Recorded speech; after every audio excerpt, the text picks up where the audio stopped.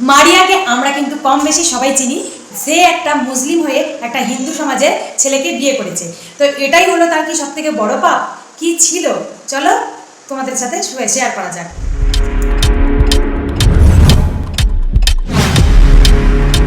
আমরা কিন্তু মারিয়াকে কম বেশি সবাই চিনি। ও একটা মিষ্টি মেয়ে। তবে হ্যাঁ, ও যেহেতু একটা মানে মুসলিম পরিবার থেকে বিলং করে আর বিয়ে করেছে কিন্তু একটা হিন্দুর ছেলেকে। তো এখনও পর্যন্ত ফ্যামিলির কেউ জানে না, ফ্যামিলিকে না জানিয়েই কিন্তু দুজনের ডিসিশান নিয়ে ওদের পালিয়ে যাওয়াটা।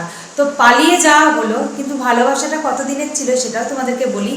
বিগত 7 বছরের ওদের সম্পর্ক, একটা রিলেশন। 7 বছর ধরে ওরা কিন্তু দুজনের সাথে অ্যাক্টিভ ছিল। তবে কিছু মাস আগে, মানে কয়েক বছর আগের কথা বলছি, 1 বছর আগে ওরা কিন্তু দুজনেই ডিস্টেন্স মেনটেন করার চেষ্টা করেছে। যেহেতু ওদের দুটো মানে জাতি পুরো আলাদা, তো ওই জন্যই চেষ্টা করেছে যে সমাজ ওদেরকে মেনে নেবে না, এমনকি ওদের ফ্যামিলি তো একদমই না। সেহেতু কি মানে চেষ্টা করেছিল দুজন থেকে আলাদা থাকার এবং দুজনকে ভুলে যাওয়া। কিন্তু ওই যে একটা কথাতে আছে 7 বছরের সম্পর্ক, যেটা কিন্তু নিমিষের মধ্যেই মন চাইলে করা যায় না। তো সেও কিন্তু সেখান থেকে একদমই এটা করতে পারেনি। দুজনেই চেষ্টা করেছিল, কোনো ফোন ছিল না, কোনো মেসেজ, কোনো টেক্সট, টোটালি সমস্ত কিছু বন্ধ ছিল, কিন্তু মনের সম্পর্কটা কিন্তু রয়েই গিয়েছিল। যার জন্য কিন্তু দুজনকে ছাড়তেও পারে না এবং দুজনকে ভুলতেও পারে না। তো অতএব তারা কিন্তু মানে বিয়ের কিছুদিন আগে, মানে অর্থাৎ 15 দিন আগে থেকে তারা প্ল্যানিং করেছে যে তারা বিয়ে করবে, মানে এক জায়গায় গিয়ে সংসার করবে। তো সেই হিসেবে ওরা যেহেতু জাতের মানে ভেদাভেদ রয়েছে জাতের, তো সেহেতু ওরা কী করলো, দুজনে পালিয়ে যাওয়ার ডিসিশানটা নিল এবং ছোট্ট করে মানে সংসারটাকে তৈরি করার চেষ্টা করলো। তো ওরা কিন্তু ওদের বাড়ি থেকে অনেকটা দূরে গিয়ে একটা ফ্ল্যাটে উঠেছে, সেখানে ওরা ভাড়া নিয়ে আছে আপাতত। কিন্তু প্ল্যানিংটা ওদের মানে বিয়ের 15 থেকে 20 দিন আগে থেকেই হচ্ছে। অল্প করে বাড়ি থেকে, মানে যেগুলো মেয়েটার, মানে একটা মেয়ের নর্মালি যেগুলো থাকে বাড়িতে, তো মেকআপ টেকআপ যেগুলো থাকে, জামা কাপড়, সেগুলো অন্তত একটু করে ওর বাড়ি থেকে বিকালের দিক করে, ওর মা যখন থাকে না তখন কিন্তু ওর মানে যে বর্তমান হাজবেন্ড তার হাতে দিত, সে অল্প করে গিয়ে ফ্ল্যাটে রেখে আসতো। মানে ফ্ল্যাটটা ওরা দেখে শুনে আগে থেকে নিয়ে নিয়েছিল। তারপর ধীরে ধীরে বাড়ির সমস্ত জিনিসপত্র রাখতে শুরু করলো। তবে হ্যাঁ, এসি আর টিভির কথাতে আরও একবার আসি। আমি কিন্তু একটা ভিডিওর মধ্যে শেয়ার করেছি, তবু আমি আরেকবার বলে দিই।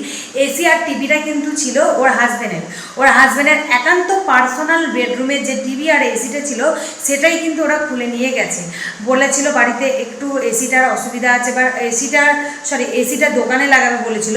তো সেই হিসেবেই, যেহেতু ঘরে থাকা হয় না, মানে ওর হাজব্যান্ড কাজের সূত্রে দোকানেই থাকে, সেহেতু এসিটা খুলে নিয়ে গেছে। আর টিভিটা বলেছিল যে টিভির কোনো একটু প্রবলেম এসছে, ওটা ঠিক করবে, ওই জন্য নিয়ে গিয়েছিল। এবং ইকো গাড়ি করে দুজন মিলে এসি আর টিভি নিয়ে এসছে, যাতে না কেউ মানে পাড়ার লোকও বুঝতে পারে যে এসি আর টিভিটা খুলে নিয়ে যাচ্ছে। তো যাই হোক, তবে আরও একটা কথা, মন্দিরাদি কিন্তু ওদের রেজিস্ট্রি ম্যারেজের পরে কিন্তু এসেছিল এবং ওদেরকে খুব সুন্দর লাল টুকটুকে একটা বেনারসি দিয়ে গেছে। এবং তো সেইখান থেকে কিন্তু মন্দিরাদিও কিন্তু ওদের বিয়ের মধ্যে উপস্থিত ছিল এবং মন্দিরাদির মেয়েও কিন্তু ছিল। সাজা থেকে, মেকআপ থেকে, শাড়ি পরানো থেকে মন্দিরাদি কিন্তু ওখানে উপস্থিত ছিল। এবং বাঙালি মতে মাহিরা, যেহেতু ওর হাজব্যান্ড হিন্দু, আমার এটা পার্সোনালি ভীষণ পরিমাণে ভালো লাগলো। মাহিরাকে বলতে চাই যে তুমি মুসলিম ছিলে, কিন্তু তুমি যে বিয়ের পর মানে রেজিস্ট্রি ম্যারেজের পরে হাতের মধ্যে পলা সিঁদুর পরনি, একদমই এটা ভালো লাগছিল না আমাদের দেখতে। যেহেতু দাদা আমাদের হিন্দু, তো দাদা যেহেতু হিন্দু আর তুমি যেহেতু হিন্দু জাতটাকে অ্যাক্টিভ করে নিয়েছো, মনে করে নিয়েছো যে না তুমি তোমার হাজব্যান্ডের ইয়েটাকেই নিয়ে থাকবে, মানে জাতেই থাকবে, তো অনেক ভালোবাসা থাকলো। আর খুব মিষ্টি লাগছে তোমাকে সিঁদুর পরে আর লাল টুকটুকে বেনারসি পরে। তো অনেক ভালোবাসা থাকলো সবাইয়ের জন্য, আর মন্দিরাদির জন্য অনেক ভালোবাসা থাকলো। চলো ভিডিওটা তবে এখানেই মানে শেষ করা যাক।